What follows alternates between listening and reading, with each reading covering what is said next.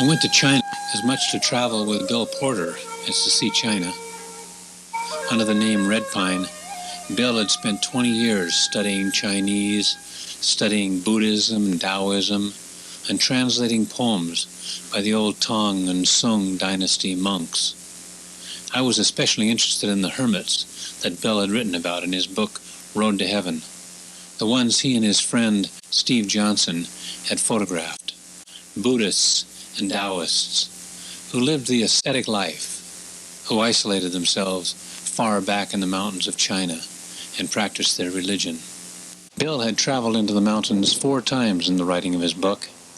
This time he wanted to return to visit these remarkable people again. We stayed a couple days in Hong Kong and a few more days in Beijing. But in our hearts, we were already 1,000 miles west of Beijing, in the mountains near Xi'an. At one time, hundreds of years ago, Xi'an was known as Jiang'an, and it was the capital of all China, as well as being the eastern end of the famous Silk Road. For us now, though, it was the gateway to the Jungnan Mountains. Those mountains, sacred to the Chinese, held the hermits.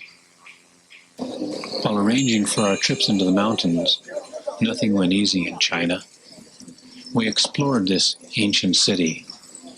Bill introduced me to the special Xi'an soup called ma shi soup, one of his favorite memories of the city. I loved it, and I asked him what was in it. Ma shi is the name for that particular bean soup. That features beans, but it has many things in it. And so ma shi just means a bunch of different stuff.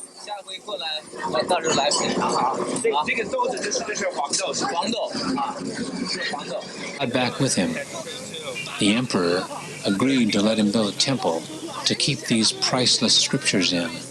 And this temple became known as Tayenta, or Big Goose Pagoda. It got that name because the people who passed the imperial exams signed their names near the archways of the pagoda, and the look of these names had the appearance of columns of migrating geese. Bill also took me to visit the forest of steles, a garden filled with Buddhist and Taoist statues and carvings. He was teaching me about the hermit tradition.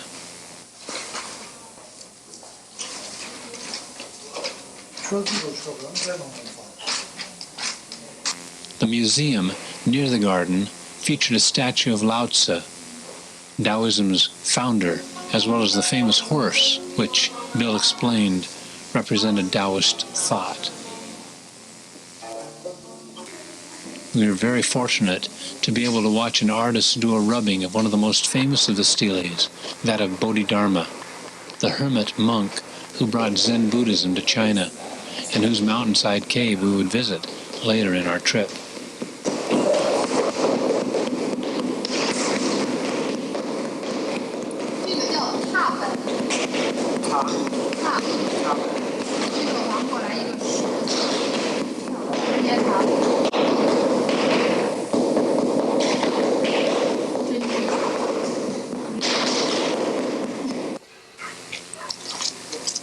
Soon we were on our way to the mountains, to the hermits.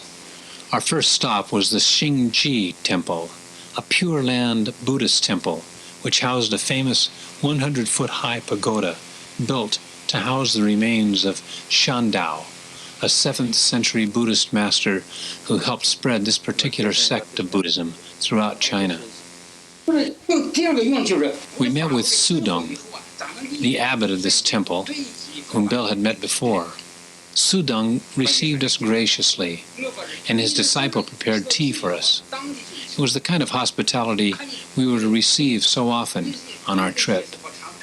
Bill and Sudong talked for 15 or 20 minutes, mostly discussing the importance of a hermit life.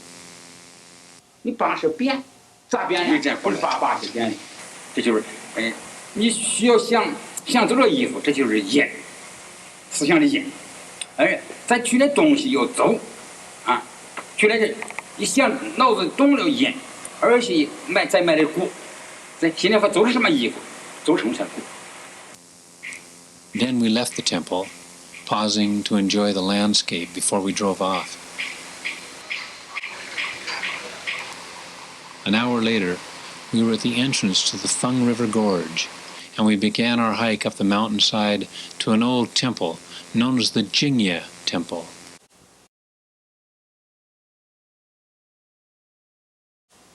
We were greeted with a sign over the temple's door, which, Bill explained, translated as, "Use the Dharma to protect the Dharma." He remembered this temple and its abbot very well. The old monk had told Bill that he believed monks and nuns are the freest people in China.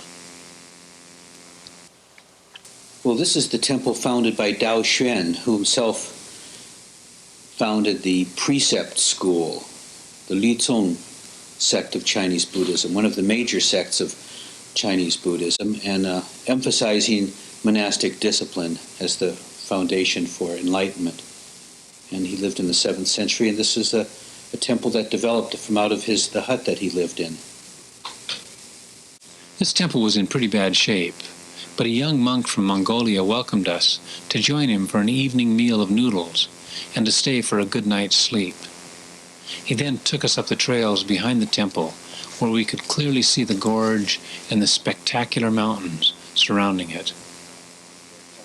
We're about 100 meters above the Jingye Temple, and we've off to the left. This is the throne, or the seat where Dao Xuan used to sit in meditation when he was practicing. And in the distance, of course, the ridges of the Zhongnan Mountains, and our guide, who lives here.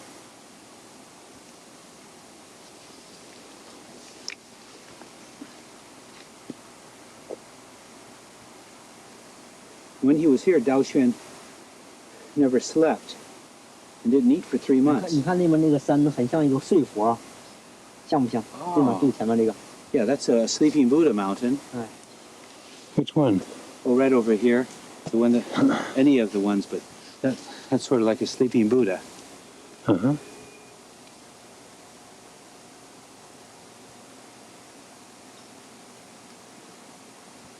Early the next morning, after a breakfast of rice, apples, and tea, Bill and I went back down the mountain and crossed the Feng River to reach the simple hut of Chuanfu, a nun whom Bill had visited before. She had told Bill about living in the mountains, that such a life is very hard, that you can't live there if you're still attached, if you haven't seen through the red dust, the illusions of this world. She too welcomed us, preparing tea and walnuts for us as we sat with her in front of her hut. Her hut was simple, filled with those utensils and instruments which a person would need in order to survive alone in the mountains.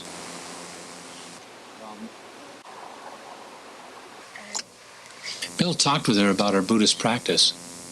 He also asked about other hermits living in the mountains, and she gave us directions to the hut of a monk whom Bill hadn't visited before, who lived another 2 or 3 miles up the valley behind her. I was impressed with what I thought was a very comfortable conversation Bill had with her, so I asked him about it. Often, due to the heavy dialect of many of these northern monks, I could only often guess at what they were saying. It's a good thing she drew us a map. I don't think I would have been able to understand her directions. 这个就那金刚法师呢？金刚法师都在上帝在转接路都来刚好在一起，他们这几个修行人都在一起住的。是不是那个西观音社？不是观音寺，不是西观音社，没钱的。哦。还是车会那个地方。哦，还是车会附近。哦。好了，我们先走。你走。After following a couple of false trails, we located the hut of the monk she was referring to. He was out gathering wood when we arrived, but an old nun and a young disciple were there, and they immediately prepared us a bowl of noodles and some tea. The experience made Bill think of a classic moment in the poetry of the hermit monks, this one by Jia Dao, called Seeking but Not Finding the Master. Under pines, I asked the boy. He says, "My master's gone to gather herbs." I only know he's in those mountains, in those deep clouds, but I don't know where. An hour or so later, the monk arrived, tired from his work, but clearly exuberant about having guests.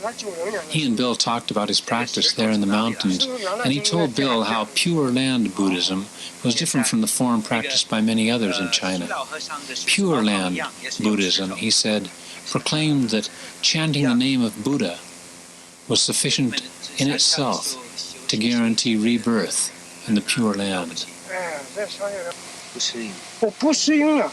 佛在这佛那个释迦牟尼佛在世界上那个身上那个根基，他那个身上那个人的根基深厚的。He then served us some food, walnuts and persimmons this time.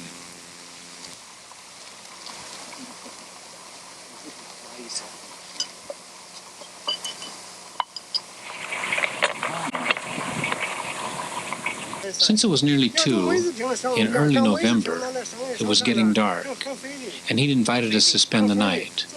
But we decided to head out since we wanted to get to Guanyinshan before dark. 我必须去那上。我现在去观音山怎么走？你从位置坪，大前从位置坪上问一下子，位置坪往里面走，里面还有小庙子。He waved goodbye to us, and we turned to one another and asked why we were so intent on leaving such a place. Neither of us had an answer.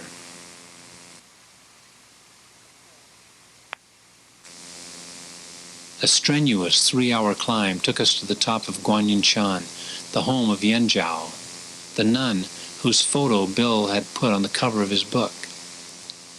We'd heard that she'd died the previous April, but we found her hut just as it had been, and one of her disciples had taken over responsibility for the area and now served as the abbot.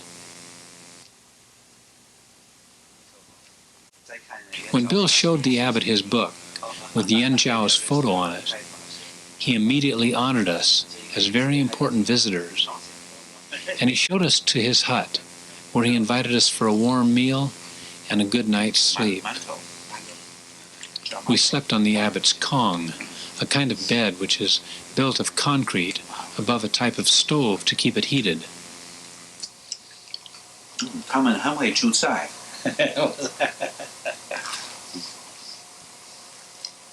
The next morning, he showed us around the grounds. Workers were hauling stones and constructing a temple, which the abbot explained was in honor of Yan Zhao. Before she died, Yan Zhao had told the abbot that she would return to the mountain as a nun in 16 years. He plans to have the temple completed for her when she arrives, and he plans to build small huts near the temple where the hermit monks and nuns might live.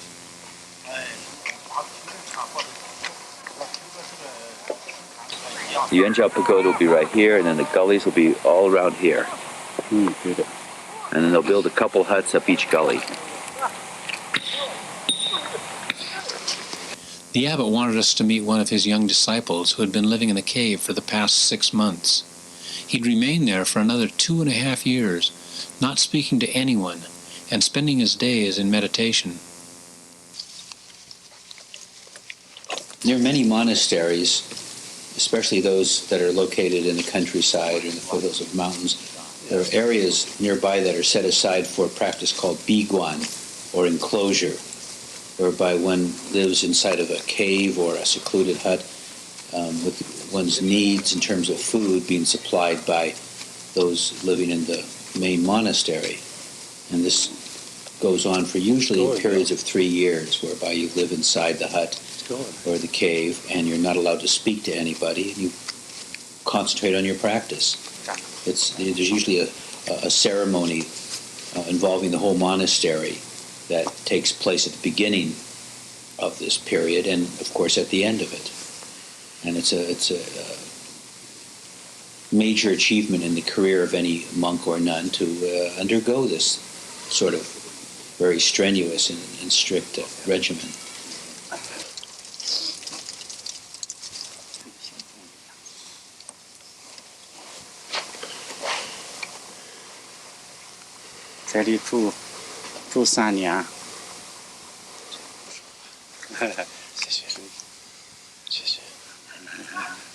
Above this young monk's cave, we see a sign saying it's forbidden to speak. Doesn't mean that we can't speak, but it means that he is not allowed to speak. That's just a sign to remind us that he's not allowed to speak.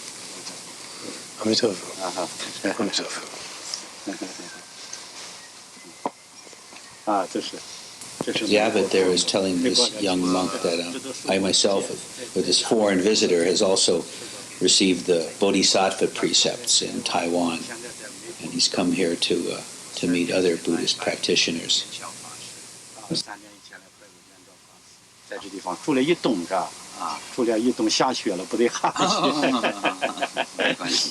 The abbot later emphasized the need for a Buddhist to live alone for a long period of time in order to recognize the uselessness of material things, in order to understand how transient all life really is. He wants you to join. I was asking him, I said, do you have to practice like this to become a Buddha? And he said, yes. He says, because as human beings, we're so used to comfort that the only way to get rid of this attachment to comfort is to go through a process of elimination, of forgetting comfort.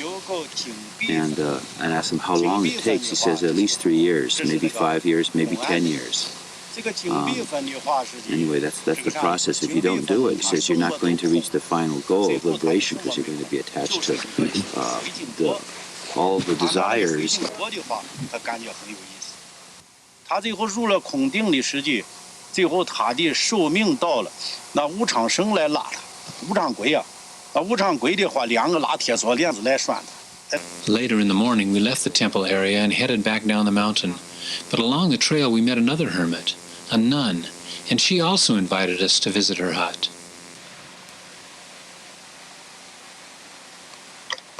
We were glad we accepted her invitation, since she lived in a spectacular place on top of a ridge with mountains as far as we could see on both sides.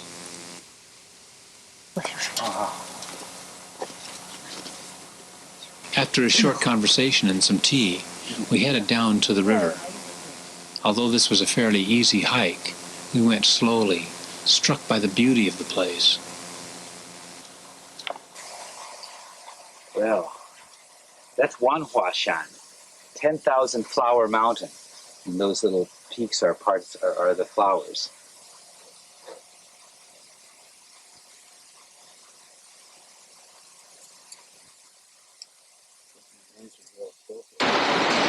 We got to the mouth of the gorge about an hour before our ride was scheduled to show up, so we climbed a short distance to another temple. This temple, which is located just above the entrance to the gorge, is called Fengde Temple. It was founded in the Tang Dynasty by a very famous monk whose name was Mi Zong, a very famous philosopher monk. We noticed a nun shaving another nun's head. This wasn't an uncommon sight, really, but it was a clear reminder of the Buddhist denial of material things.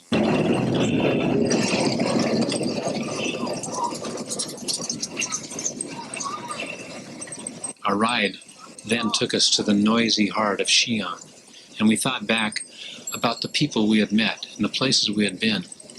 The busy city reminded us of some of the reasons these Buddhists chose to live as they did. A day later, we were back in a taxi, this time to go to Montagne, another of the Jungnan Mountains. We were joined for this part of our trip by two of Bill's friends, Mary and Eileen, Americans who were working in China and who lived in Guangzhou.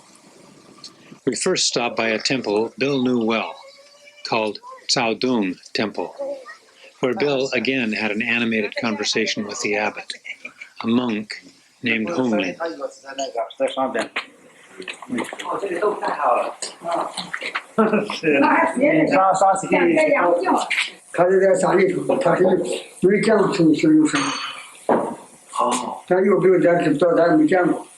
Caodong Temple is particularly well known for maintaining the stupa for Kumarajiva.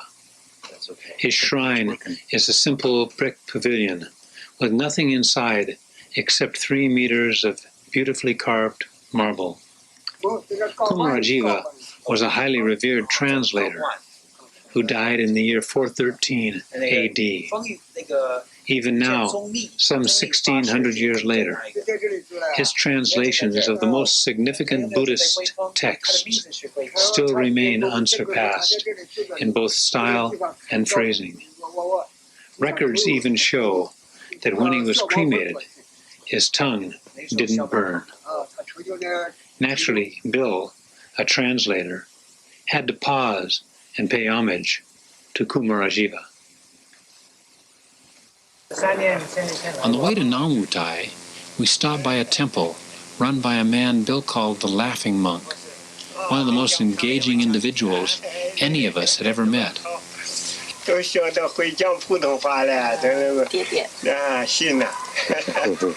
He took us to the shrine for which his temple is best known, a shrine for the 500 arhats. It's very common in many Buddhist temples to have a special hall set aside for the veneration of a group of 500 sages. Of course, the number is symbolic because when the Buddha was alive, he was often accompanied by a group of 500 disciples. And so the Chinese have just chosen 500 as a figure representing this group of the Buddha's age, but they have changed their representation. So there's Marco Polo, for example, appears sometimes in this group.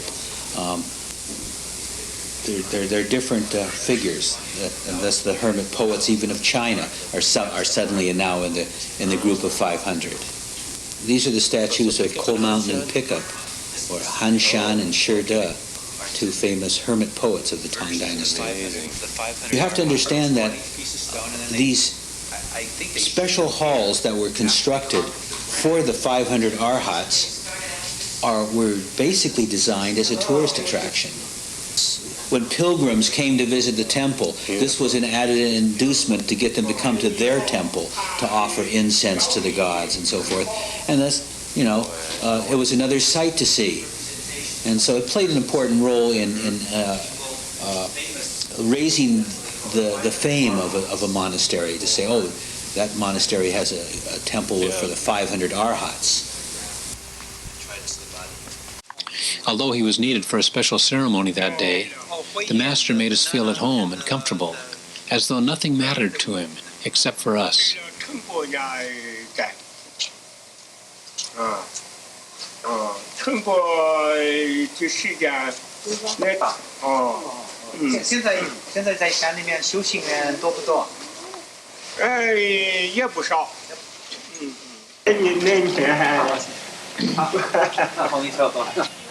We left the Laughing Monk and his arhats, and our taxi took us deeper into the mountains. When the road ended, we climbed to another temple, and again the monks went to work preparing lunches for us, tasty bowls of noodles.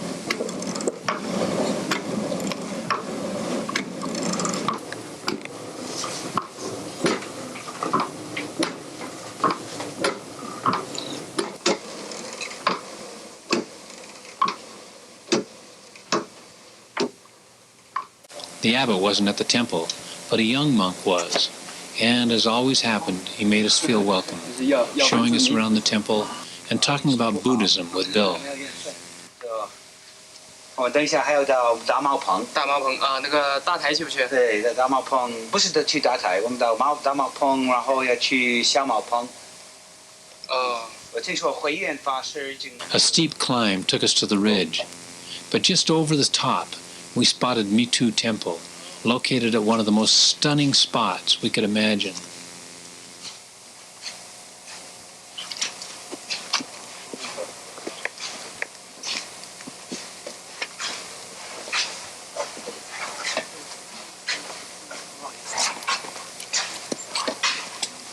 Shitter's obviously right over here, right? We're walking it over.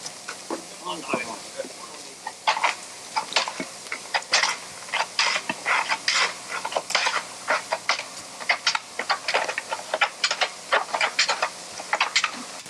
The abbot of this temple had a business degree from Beijing University, and he was determined to make this a major Buddhist center.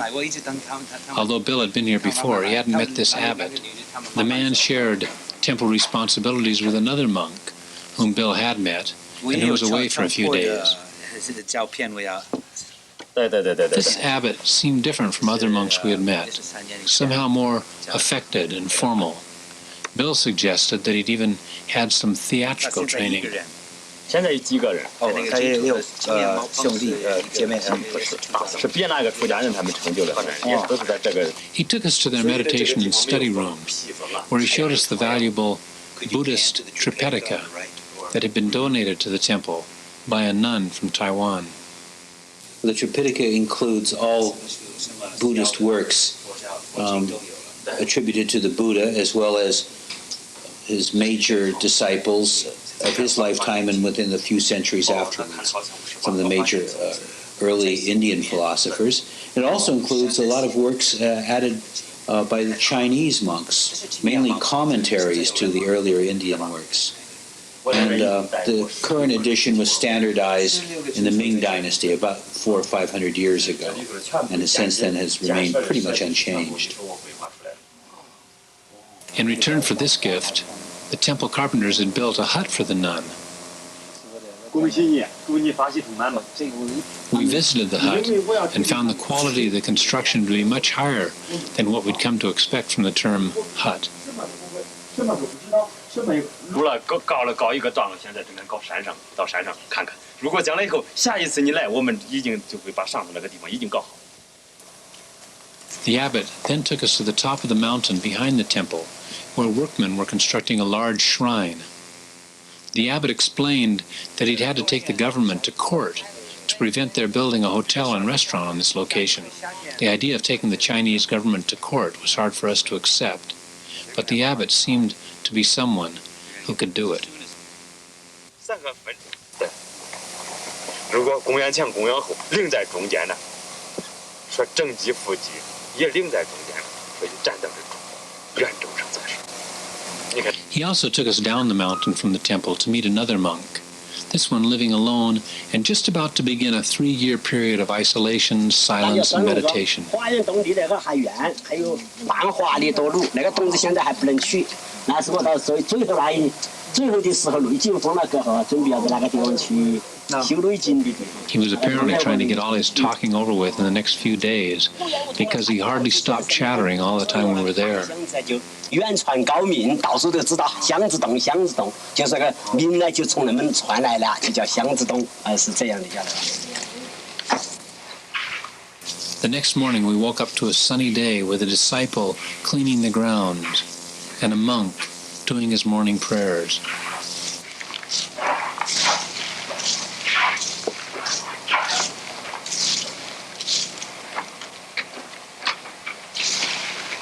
The 4 of us headed down the mountain into the valley in search of other hermits, a trip Bill had taken before.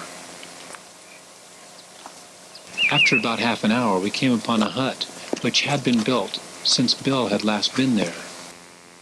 Bill introduced himself to the hermit and talked a few minutes with this young monk.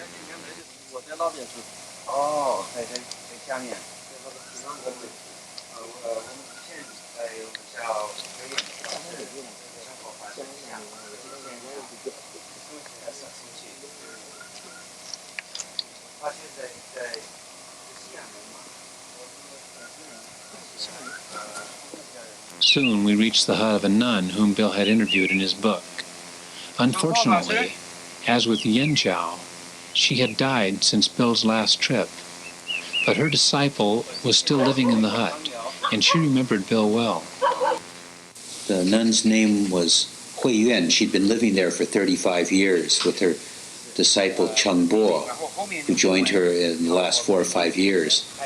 And since her passing, Cheng Bo has taken over and now has her disciples, continuing the hermit tradition.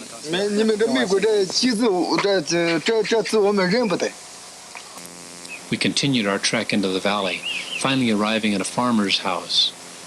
Bill went in to inquire about any monks who may be living nearby, only to find that one was visiting the farmer at that very moment. The monk smiled and greeted us and invited us to his hut across the valley and a quarter mile up the other side. He turned out to be exactly my age, and he and Bill laughed about that. You're looking pretty good now. We followed him, and when we got to his hut, he took us into his room and talked to us about the seriousness of his practice and about the need for isolation from the world.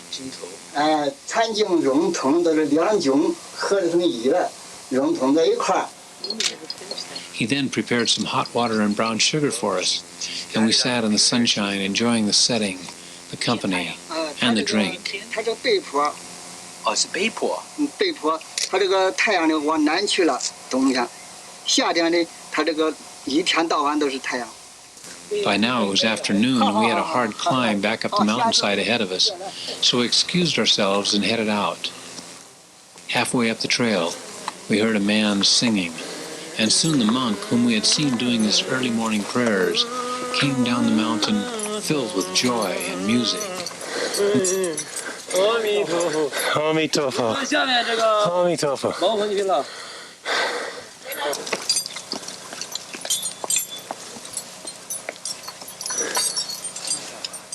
哦，是，咱们这山高路远就是乐趣。哎。 Back at the temple, we had a late lunch and another conversation with the abbot. The nun from Taiwan who had donated the Tripetica was also there now. She had studied philosophy at Taiwan National University and had only recently taken her vows to be a nun. She came to China in search of a master. We hated to leave Mitu Temple. Even the toilet had a view. That was something we certainly wouldn't find in Xi'an. 谢谢。拜拜。后会有期了。好。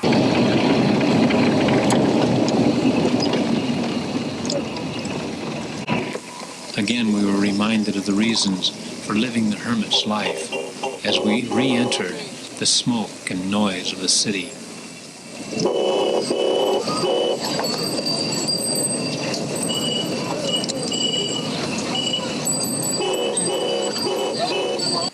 The following morning, we left early for another mountain, Jiawutai. On the way, we stopped at a temple called Xingqiao Temple, known for its 2 pagodas, the larger of which held the Buddhist master Xuanzang's relics.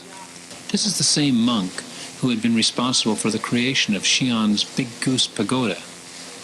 Actually, when Xuanzang died in 664, his remains and relics were placed in this pagoda, but the pagoda was near the capital.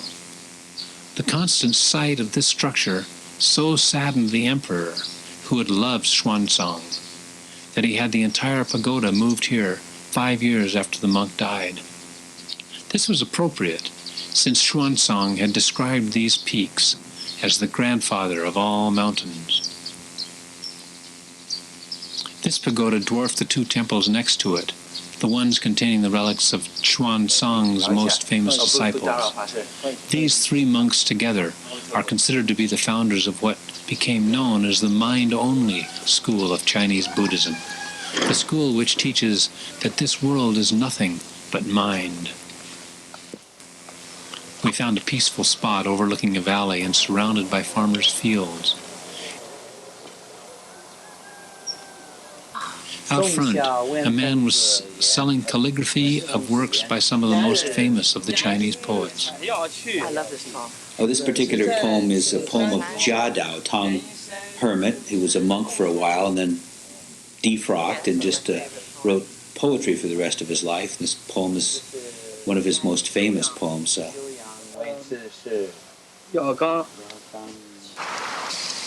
Then we began our trip to Jiawutai. It started with a 3-kilometer hike up to the base of the mountain. We had to hike because a cart had broken down in the road and our taxi couldn't get past. As so often happens, though, we were fortunate for this problem, since the hike enabled us to slow down and pay attention to some of the children, to some men building a mud wall the old-fashioned way.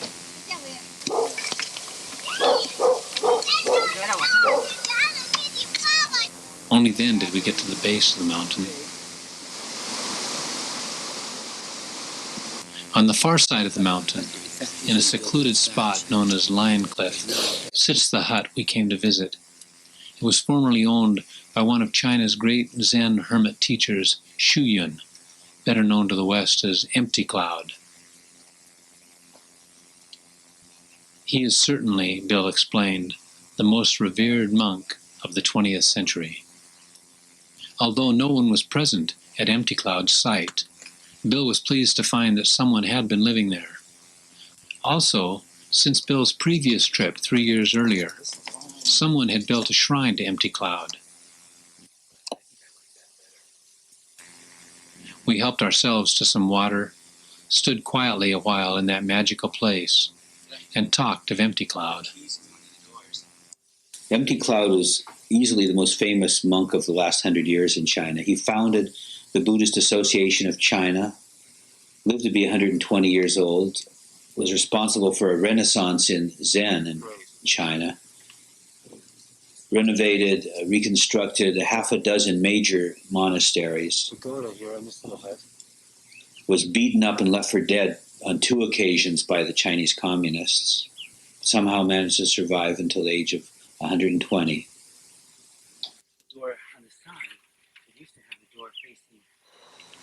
The next morning, we made one more trip to the Xi'an city wall to get a sense of its massiveness.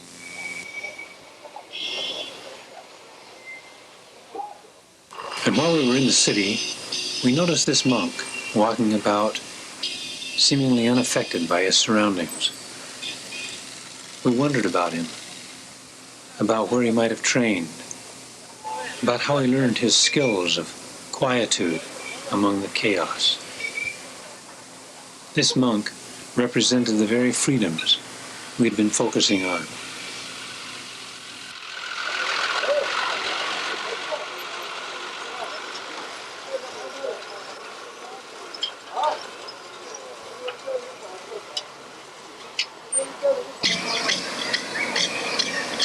Then we visited the Buddhist temple in the city.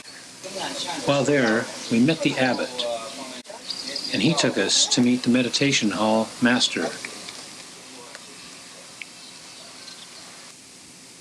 The old master had actually studied with Empty Cloud, and we were surprised that he invited us into the meditation hall.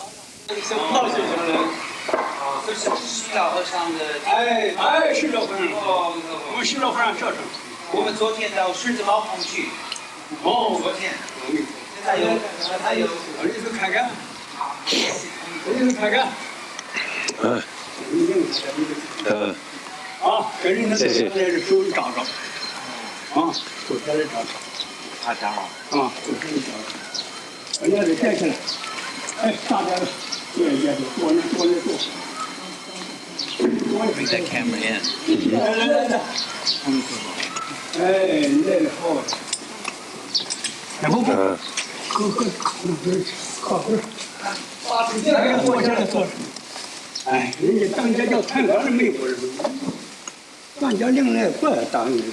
It's quite a rare honor to be allowed to bring a camera, especially a video camera, into a meditation hall.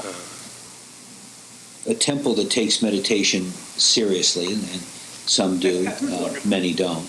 But in those temples that do practice meditation, meditation can last several hours a day, or it could last over a dozen hours a day. In this particular temple, it's about a dozen hours a day. And that goes on for about 70 days. And then you have a break, and then there's another 70-day session. At this temple, there are 4 70-day sessions throughout the year. So a total of 280 days of continual meditation where you get about 4 hours sleep. The rest of the day is meditating, walking during the periods of meditation, and then, of course, bathing occasionally and eating a meal. Very intensive. Meditation techniques they were using at that temple, and they use at many meditation temples, is to chant the name of the Buddha, and then to ask yourself, who is chanting the name of the Buddha?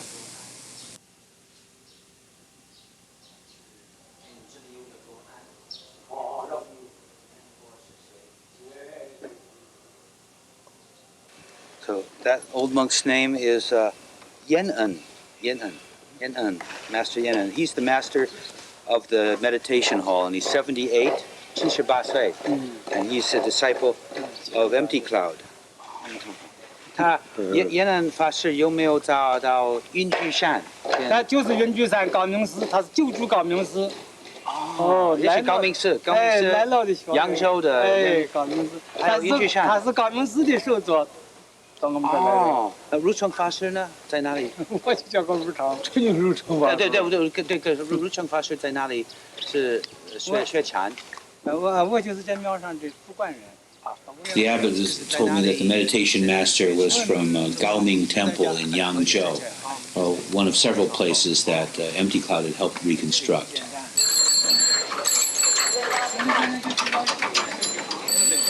Bill and I then began what he termed the Taoist portion of our journey and left for the Taoist temple in Xi'an.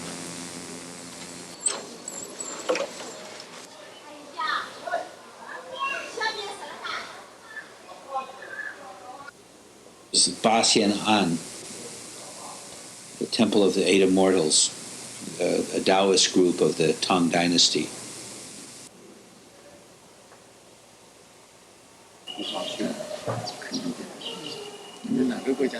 美国人，是美国人。美国人，我是作家，我朋友。I told him what we were doing and asked him if we could take pictures, videotape the Eight Immortals, after which the temple is named, and he said, no, that wouldn't be permitted. So it's sort of funny that we could videotape a living sages meditating, but not the stone ones.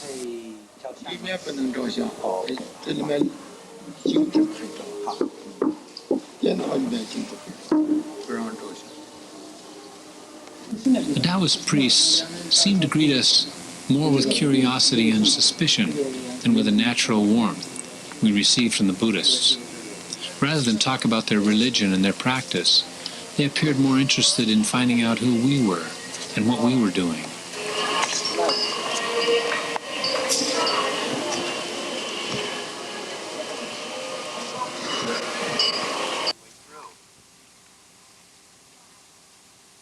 We left for Loguantai that afternoon. Loguantai, meaning observation tower, was constructed in the 10th century BC by Zhou Dynasty Emperor Mu. This is where Lao Tzu taught after his time in the wilderness, and it's the site of an early stele of the Tao Te Ching, one of the sacred texts of Taoism. Here we are at the entrance to Loguantai, where Lao Tzu delivered the Tao Te Ching. Just at the entrance, a stupa of a Buddhist monk from the Kunlun Mountains, of these Kunshan. And he was a precept master, so he probably studied at Jingye Temple where we've been. His name was Yi Bo, and robe and bowl top. Oh, I see. No, his robe and bowl are here. And his name was Kunshan. Yes.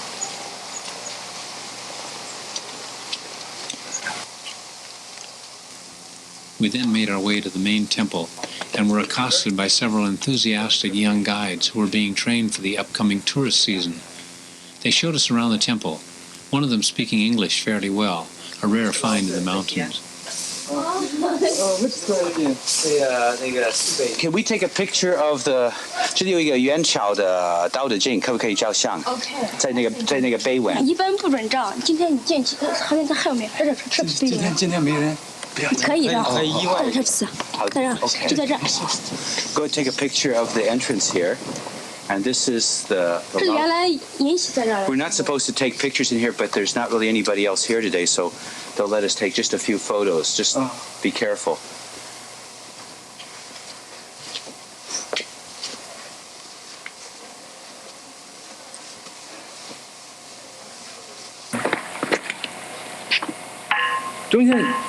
中间桥两边都可以。不太像，就是旁边。旁边这八个尖。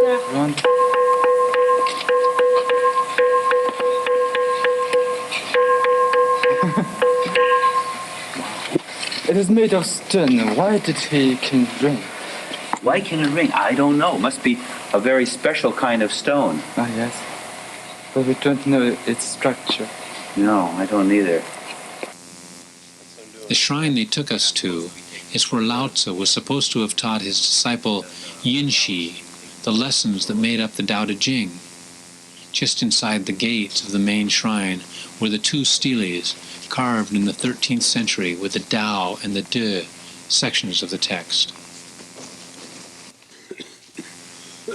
Behind these, we found two other shrines, one honoring the Lady of the Southern Dipper, who looks after human destinies, and the other honoring the Princess of Rainbow-Colored Clouds, bestower of children. Watch your step now going down. Yeah. Boy, I almost lost. It's also home to a ginkgo tree said to have been planted by Lao Tzu himself. We left to climb the mountainside behind the temple in search of an old Taoist nun named Chang, whom Bill had met and interviewed on his previous trip.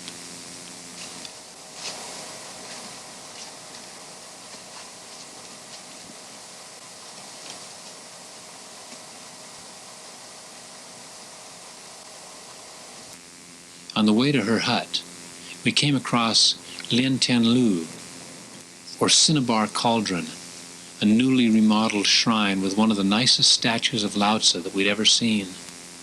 This was where Bill had met Zhang a few years earlier, and it was established to commemorate the place Lao Tzu was said to have smelted his elixir before departing for the land of immortals.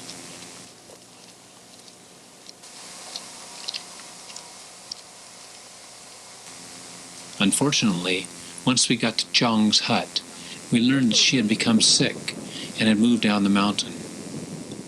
A monk was now occupying her place, and he gladly took us in for tea and conversation. 谢谢。倒是可以给我们念这个. I'm going to ask him to read it. 这个是因为我死的嘛，这不念。 这不念. He showed us a book he used to tell people's fortunes.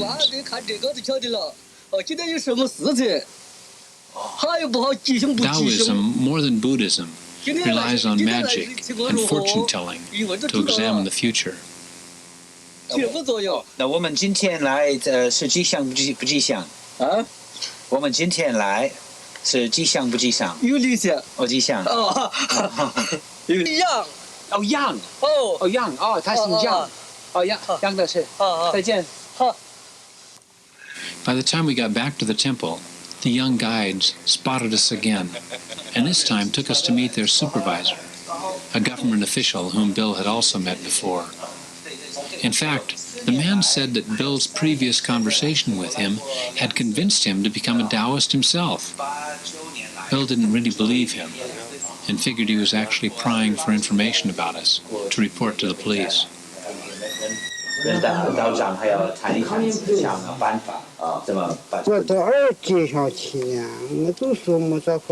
Leaving the temple, we bought some peanuts from a street vendor Bill had remembered.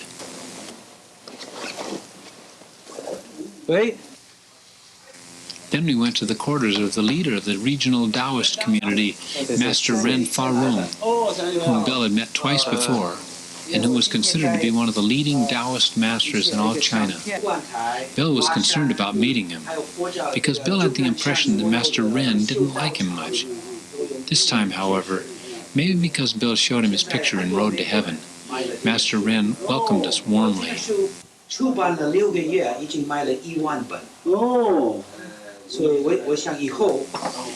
Bill was still a bit suspicious, though, particularly when he found one of the young priests from the Taoist temple in Xi'an sitting and talking with Master Ren when we arrived.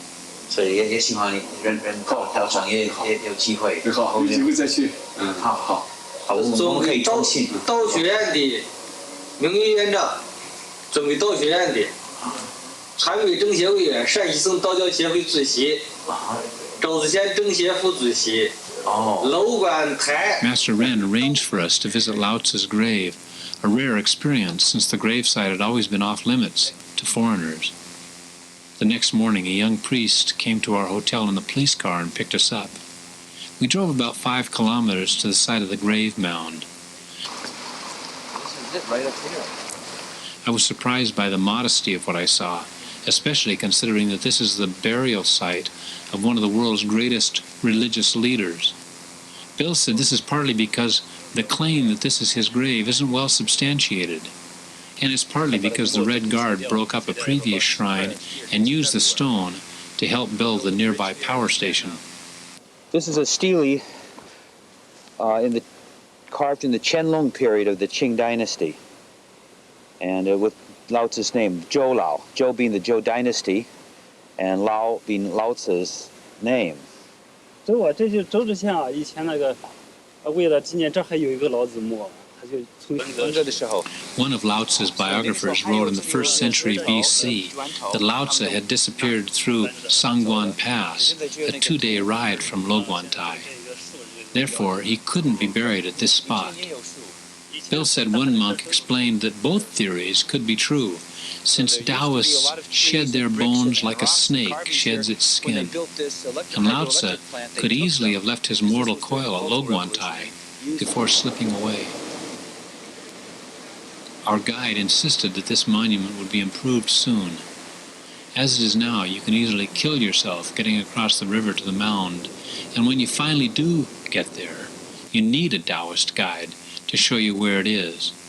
The plaque commemorating this sacred site stands out about as clearly as another tree on the mountainside.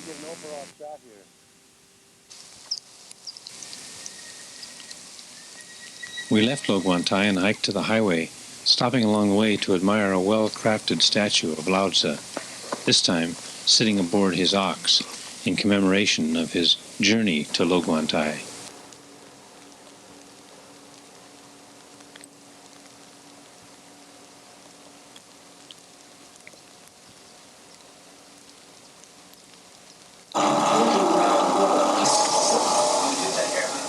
Arriving at the highway, we found a small noodle restaurant open, and we watched in admiration as the cooks made noodles for us.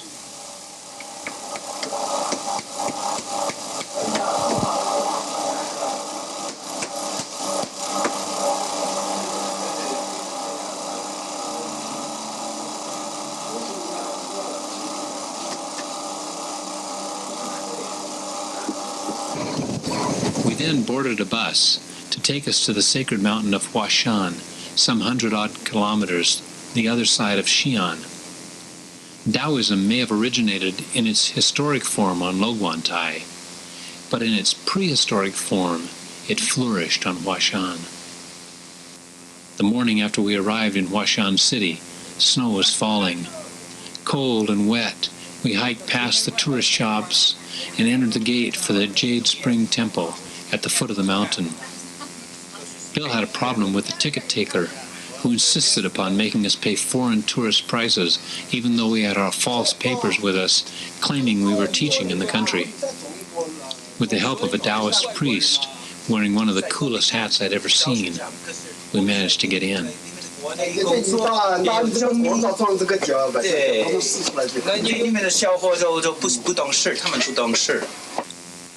It's a beautiful temple, one Bill had visited several times.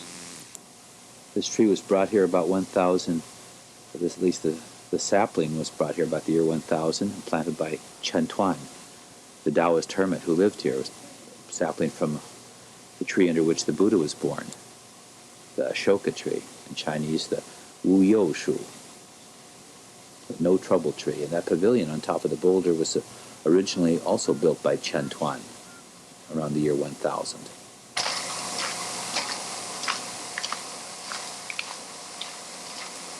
Bill then took me to meet Master Xie, an old Taoist priest whom Bill remembered. Master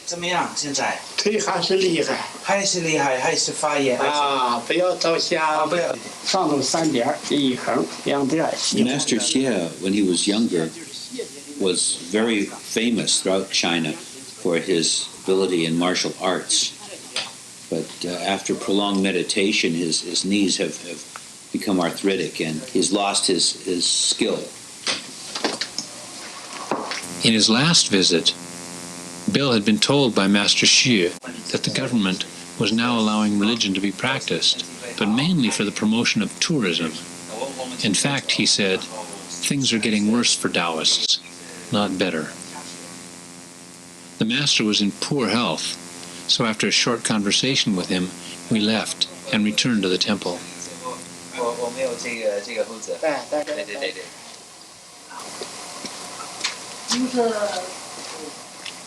Bill asked a young priest about another old Taoist, Master Xu.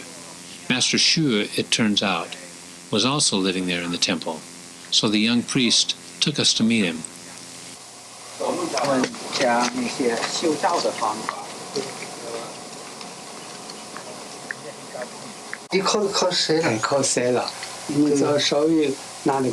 He was in relatively good shape, and he and Bill spoke for quite a while. His disciple brought us tea and fruit while they spoke. Well, he lived for about 50 years up on top of the peak of Huashan. In fact, my first trip, he was still living up at the peak. And then 2 years later, when I got there, he had moved down. And he was just a famous Taoist master. And he devoted all the money he ever made to the renovation of the Taoist temples in the area.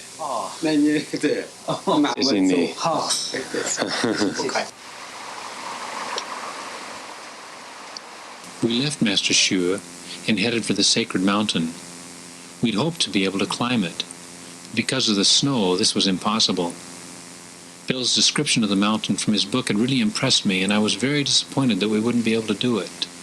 On the other hand, the extreme danger he had described would have been even greater in the winter, so perhaps we were fortunate not to be tempted.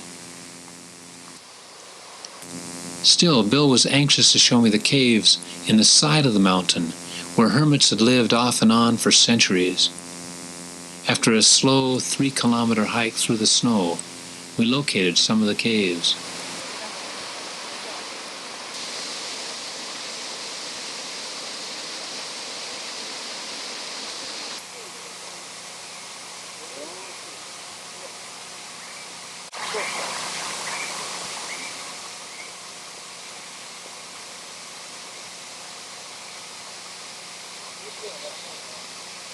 Since they appeared to be occupied, Bill decided to visit.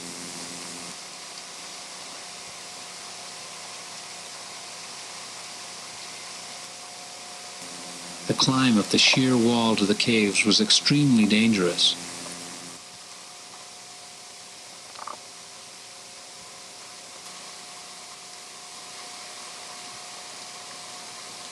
No one was home, but Bill sat a while in one cave just to get the feel of it.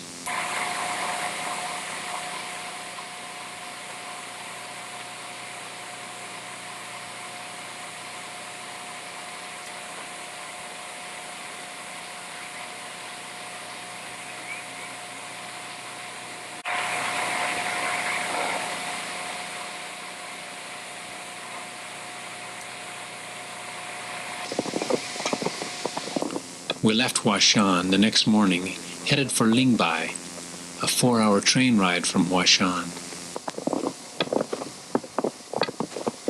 Lingbai is near where Lao Tzu left civilization on his water buffalo. That spot is now commemorated with a statue of Lao Tzu and a massive tourist-type shrine. It seemed that perhaps Master Xu was right about the government trying to turn the Taoists into a big tourist attraction.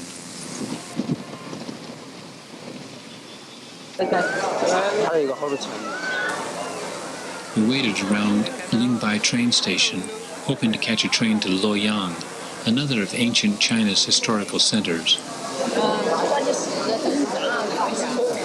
In Luoyang, we visited the Longmen Caves. The caves held hundreds of statues of Buddhas of all sizes, positions, and conditions.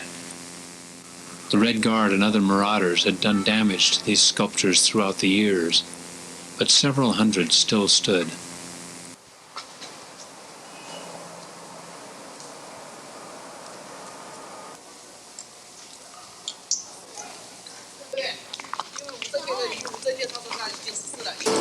This Wei Dynasty, Northern Wei Dynasty Buddha was carved in the year 523.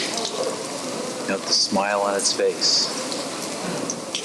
This is the early days of Buddhism when it was seen as a blissful religion. Doctrine of suffering hadn't been emphasized.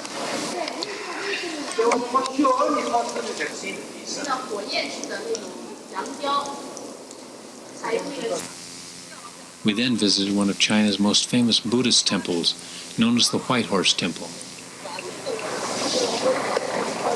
When Buddhism first arrived from India, this was the first temple established for the reception of the early foreign monks in the 1st century AD. Because the monks arrived on a white horse, it was called White Horse Temple.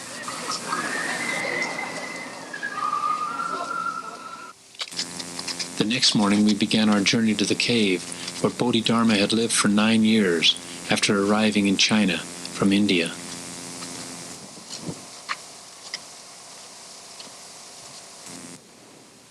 The shrine was closed for the season, but we hiked up the mountainside to the cave itself.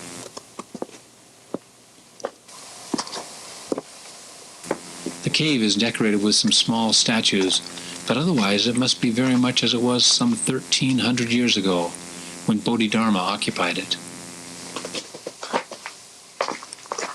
Now, Bodhidharma was the first patriarch of Zen in China. That is, he's the man who brought Zen from India to China. And he found few disciples, and so he just lived inside this cave and meditated for 9 years. Every day he faced the wall of the cave and meditated. And finally, one Chinese monk came and asked him for instruction, and this monk's name was Hui Ke. And he was so sincere and devout in wanting to understand Zen that he cut off his arm while he was standing and stood in the snow for several days outside Bodhidharma's cave before Bodhidharma finally agreed to come out and instruct him. And that's how Zen began in China.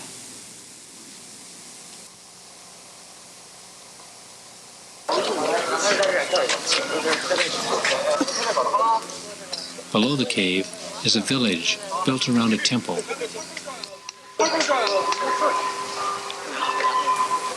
This is the famous Shaolin Temple, famous for its Kung Fu, martial arts practice.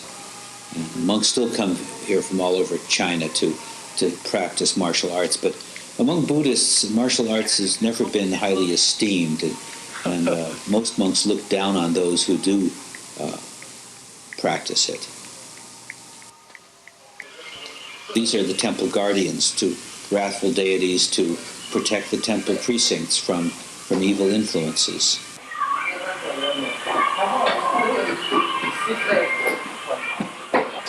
That's the statue of Hui Ke. Used to be over here with Bodhidharma.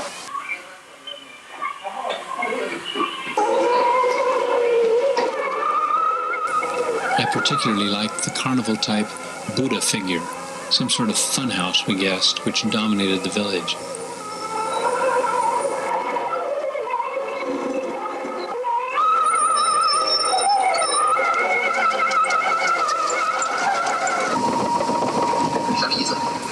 An overnight train ride to the south got us into Wuhan around noon the next day. We hopped into a cab and drove to the museum to look at some pieces Bill wanted me to see.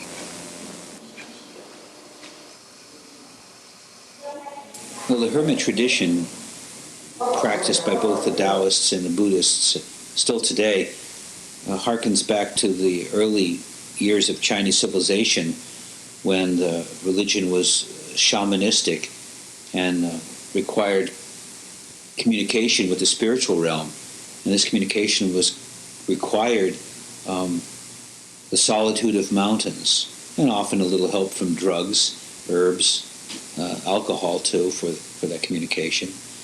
And the visions that these early shamans encountered on this spiritual quest of theirs are often portrayed in the ritual and artistic objects unearthed in tombs. We were back on another another bus by 2 that afternoon, headed for Xiaxu. This bus trip stands out because of the fight between one of the passengers, a tough farm lady, and the woman who took the tickets. Apparently, the farmer thought she was being overcharged, so the two of them argued, shouted, and screamed about it. The shouting eventually turned into slugging and gouging and choking, and since this took place in the seat directly behind us, I couldn't help turning on my camera to capture as much of it as I could. It was another good reminder why the monks chose to live in the mountains by themselves.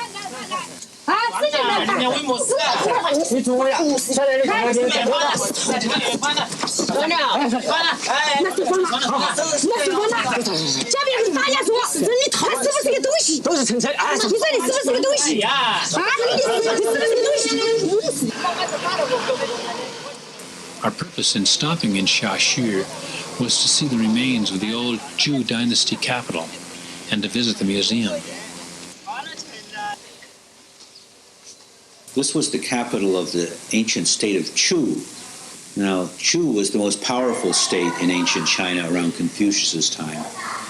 And Chu was also the most shamanistic of all the states of China, the most prone to the early forms of Taoism than the other states. Court rituals and dancers, and spirits coming down from heaven.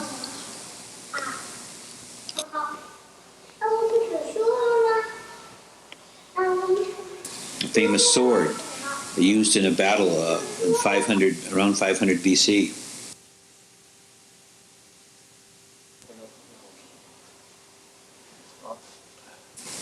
This is a beacon tower, the remains of a fire beacon tower from the ancient state capital, from the ancient capital of the state of Chu, used to relay warnings of impending invaders. 因为这是出国以前的度，国度。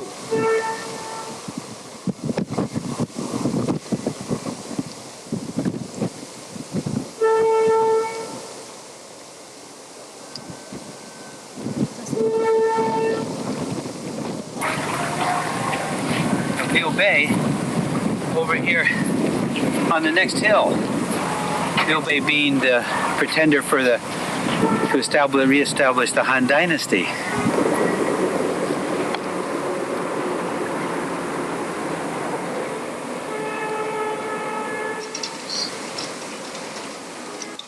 We also got a chance to see the walls of the city, and we stayed in Xiaxu for a couple of nights.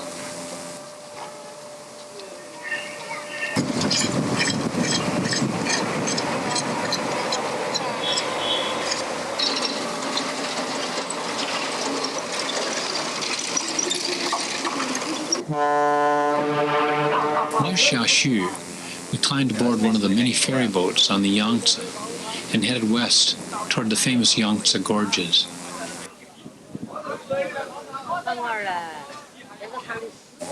After about 3 hours, we found ourselves in the first of the gorges. We were curious to see this country, so much of which would be underwater once the new dam was completed.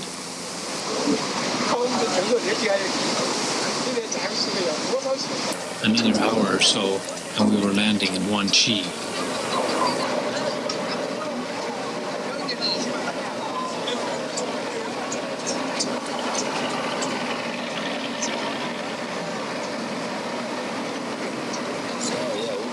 See what we can get in the way of, we have to walk up there, see if we can buy some tickets, and then look for some transport into town.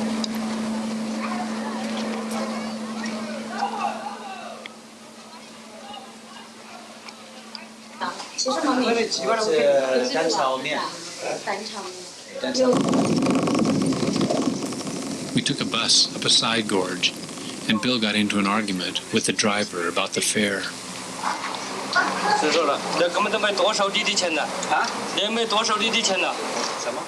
We then hiked along another river valley until we arrived at the small farming village of Lepingli, Juyan's birthplace.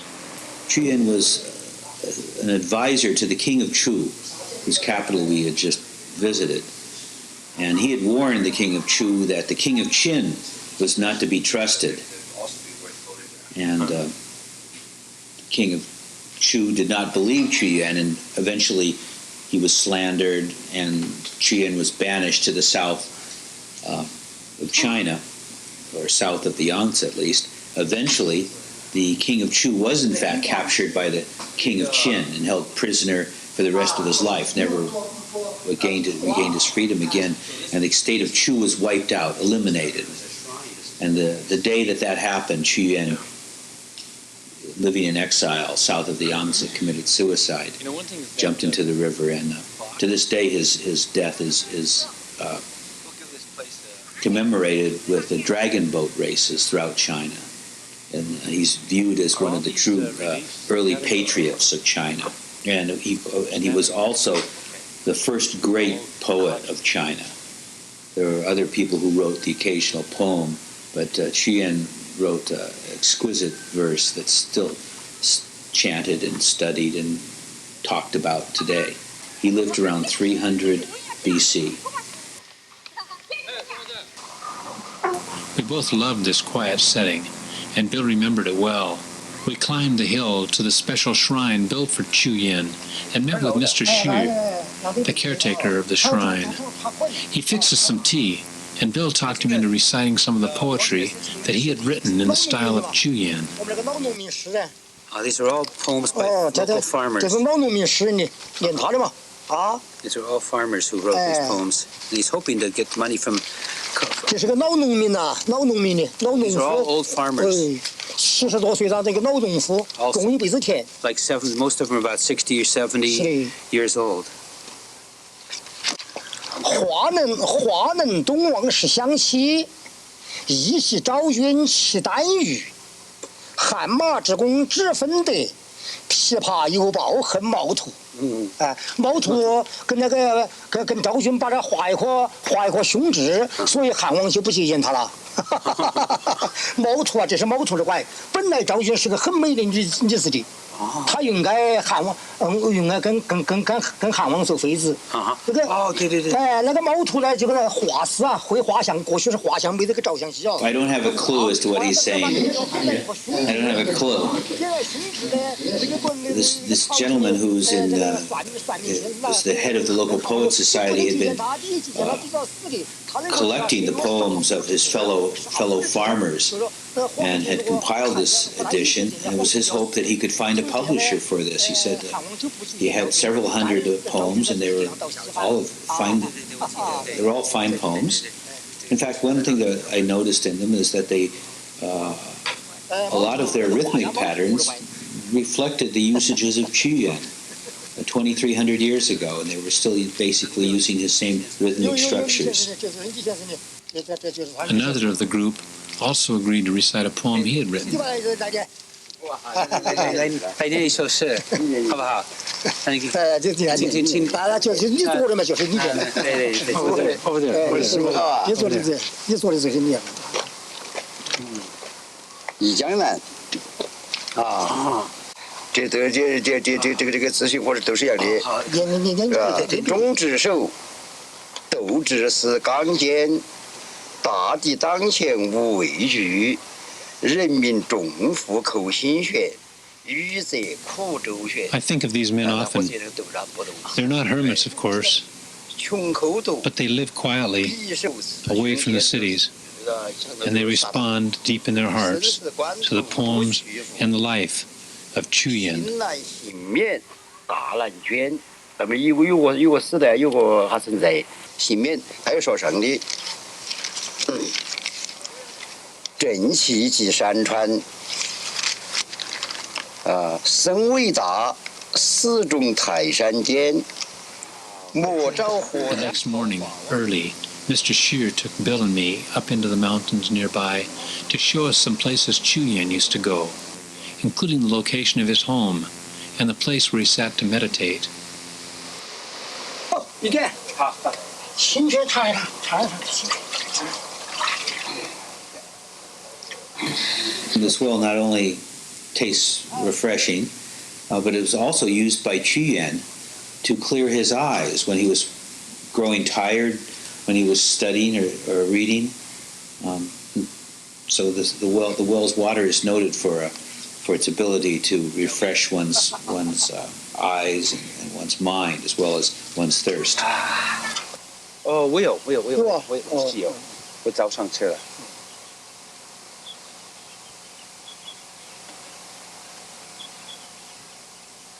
我们是真的是控制吧？是啊，你们的人口太多了，我们的人口还是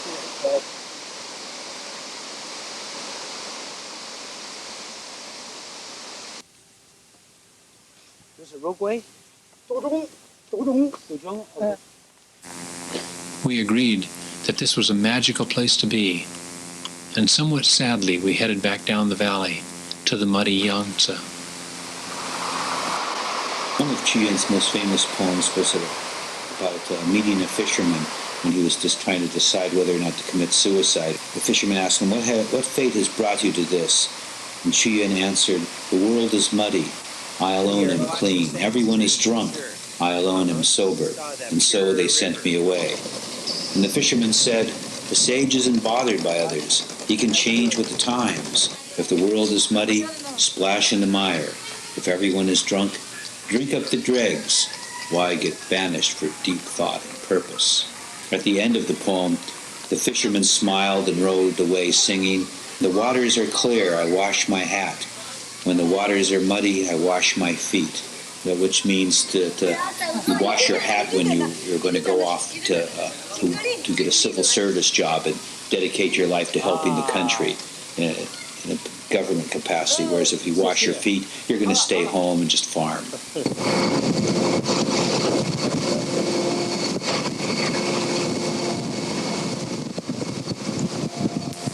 This time we stayed on the boat for over 24 hours, sleeping in a room near the bow that we had to ourselves.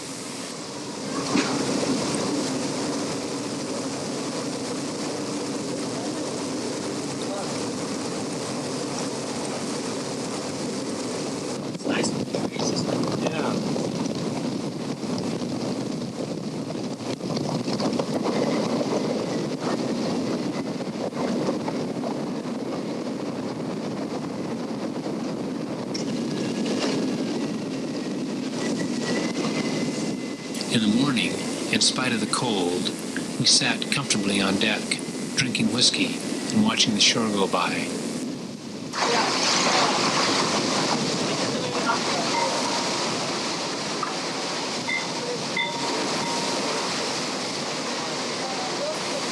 We finally arrived at our destination, Yeyang, that afternoon.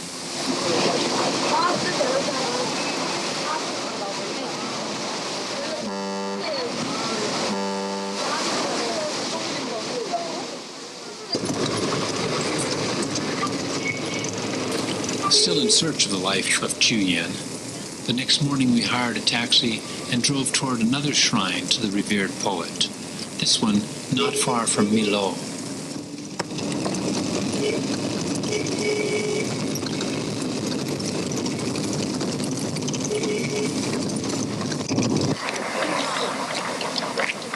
We came to a river along the way.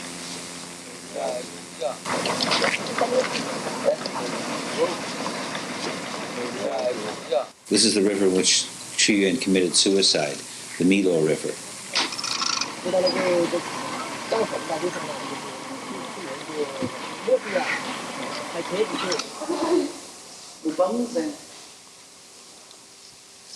Walking around this shrine, we were both struck by how much the people seemed to love Chuyen.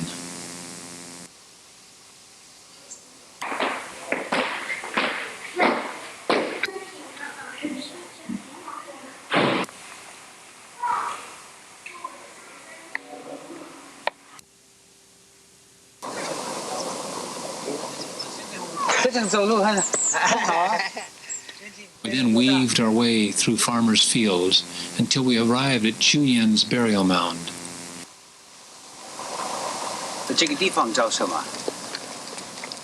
As I had thought with Lao Tzu's burial place, this seemed very modest for such a significant figure.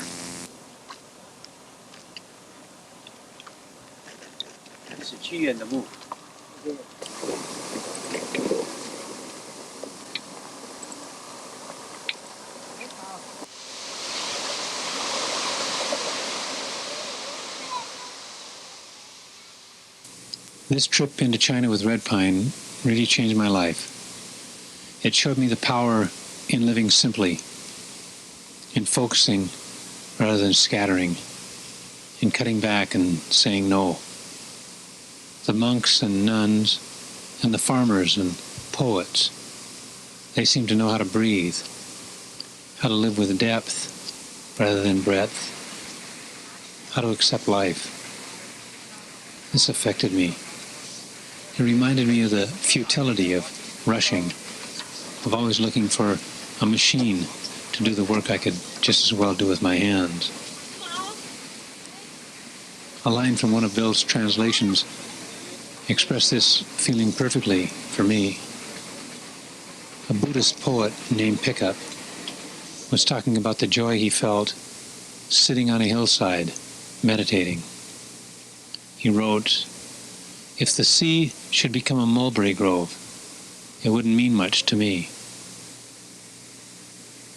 The absurdity, yet the significance of that line echoes in my mind. It reminds me of the trip I took with Red Pine, and it reminds me of the people that I met in the mountains of China.